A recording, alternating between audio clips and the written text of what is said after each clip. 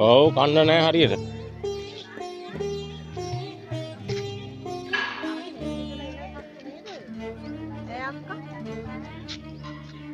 බුදුබණ කිව්වා නිරන්තරේ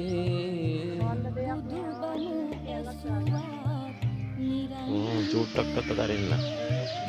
ගති ගුණ ඕකට මල බැලලා.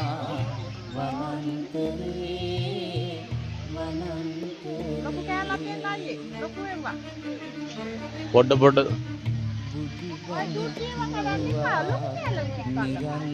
මල බෑ.